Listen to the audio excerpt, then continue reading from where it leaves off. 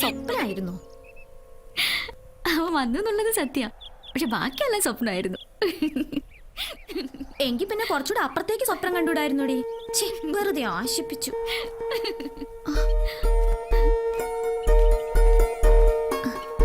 നീ അവനെ സ്വപ്നത്തിലല്ലേ കണ്ടേ? ഞാൻ എന്റെ ആളെ നേരിട്ട് കാണാൻ പോവാ. ഓ, നിന്റെ ആള് വന്നപ്പോ എന്നെ വേണ്ടതായില്ലേ? ചെല് ചെല്.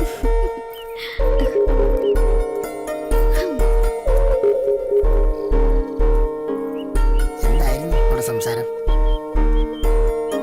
എന്താ ഗുണ്ടയുടെ ഒരു ഗമ.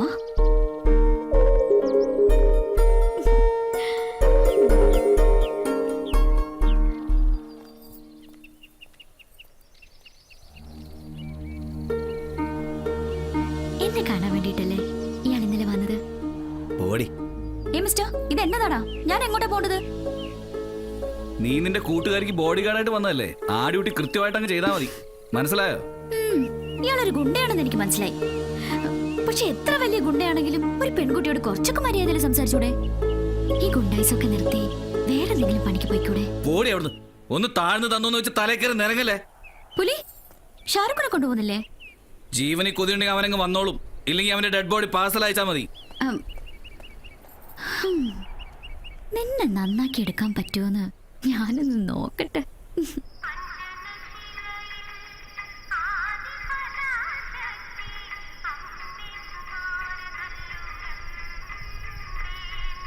ഷാറൂഖിനെ കാണുന്നില്ലല്ലോടി. ഇന്ന് വന്നില്ലെങ്കിൽ അവനെ ഞാൻ കൊല്ലും. ഇന്ന് ഞങ്ങളുടെ കാര്യത്തിൽ തീരുമാനം എടുത്തേ പറ്റൂ.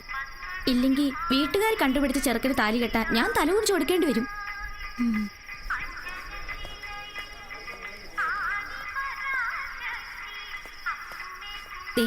നിന്റെ പുലിക്കുട്ടിയും കൂടെ ഉണ്ടല്ലോ. നീ വാ.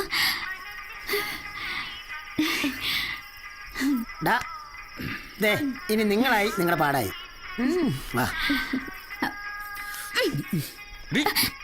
അമ്പലത്തിൽ വരുമ്പോഴെങ്കിലും ഈ വേഷം ഒഴിവാക്കി കൂടെ? ഇതിനെന്താണ് കുഴപ്പം? ഓ പിന്നെ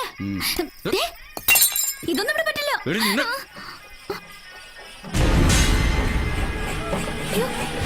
അച്ഛന്റെ വിശ്വപ്നം.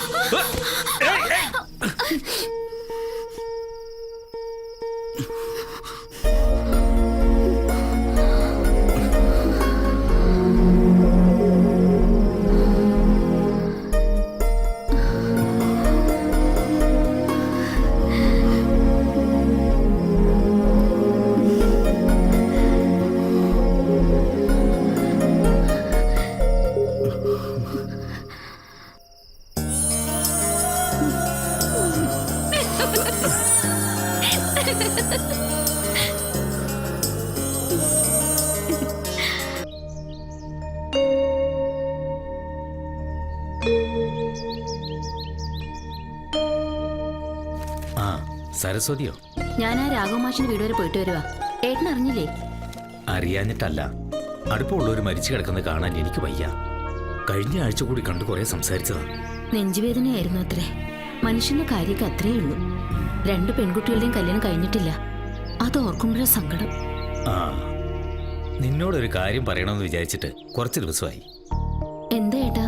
നമുക്ക് വയസ്സായി വരികയല്ലേ, വെച്ച് നീട്ടാതെ കവിതയും വിശ്വനും തമ്മിലുള്ള കല്യാണം നടന്നു. അതിപ്പോ കവിതയുടെ കോഴ്സ് കഴിയാതെ എങ്ങനാ? ആ, കല്യാണം കഴിഞ്ഞാലും പഠിക്കാലോ.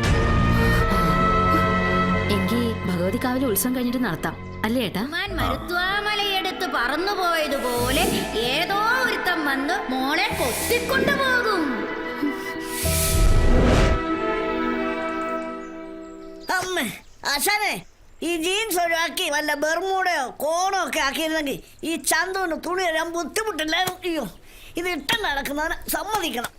അമ്മേ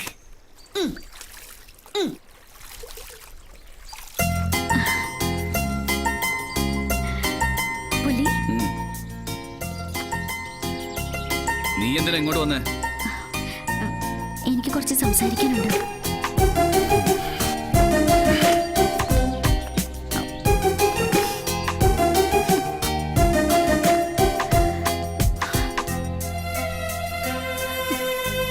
നിന്നെ ഞാൻ എത്രമാത്രം സ്നേഹിക്കുന്നുണ്ടെന്നറിയോ?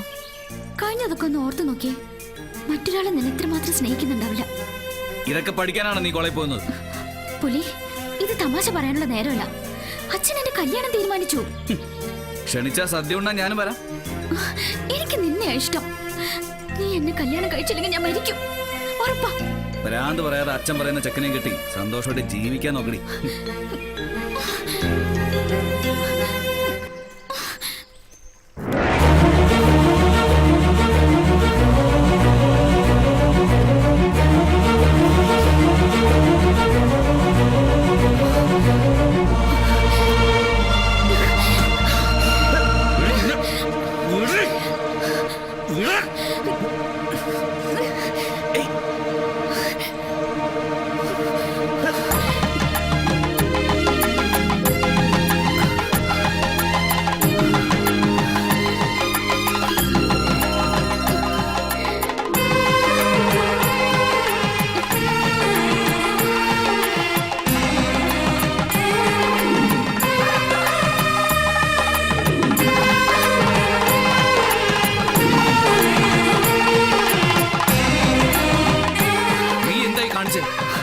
ഇതിന്റെ അർത്ഥം നിനക്കറിയാം. ഒരാഴ്ച കഴിഞ്ഞ എന്റെ വിവാഹം. അതിനു മുൻപ് നീ വന്ന് എന്നെ കൊണ്ടുപോകും. ഇല്ലെങ്കിൽ ഭഗവതി കാവിലെ അമ്മയാണ് സത്യം. നീ എന്നെ ജീവനോട് കാണില്ല.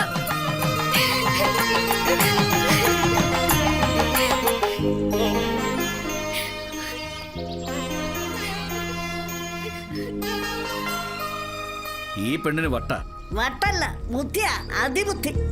ആശാനെ ആ പെങ്കൊച്ച് സീമന്തരയില ആശാനെ കൊണ്ട് സിന്ദൂരം തെളിപ്പിച്ചത്. അവൾ ആശാന്റെ ഭാര്യയായി. ഓടാ, സീമന്തരേഖയും സിന്ദൂരും അണ്ണം കട്ട.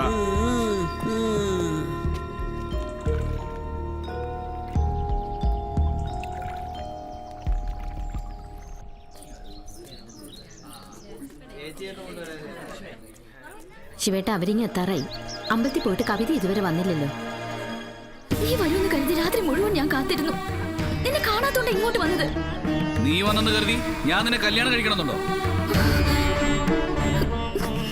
എടാ, കവിത നിന്നെ വിശ്വസിച്ച് ഇറങ്ങി വന്നിരിക്കുന്നു. നീ ആയിട്ടിന് പറ്റില്ല എന്ന് പറയരുത്. നീ ധൈര്യമായിട്ടും കൊണ്ടുപോയിക്കോടാ. എന്നിട്ട് ഇവളുടെ കഴുത്തിൽ ഒരു താലിയും കെട്ടി നിങ്ങൾ സുഖമായിട്ട് ജീവിക്കാം. അതിനുള്ള ധൈര്യം നിനക്കുണ്ടല്ലോ. പിന്നെ എന്ത് സംഭവിച്ചാലും നിങ്ങളുടെ ഒപ്പം ഞാൻ ഉണ്ടാവും.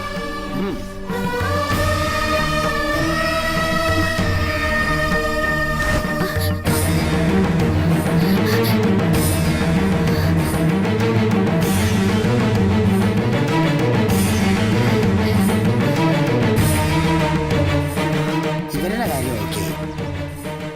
അനുകൂലം ഉണ്ടായിരുന്നെങ്കിൽ ഞങ്ങളുടെ രണ്ടുപേരുടെ കല്യാണം ഒരുമിച്ച് നടത്തായിരുന്നു.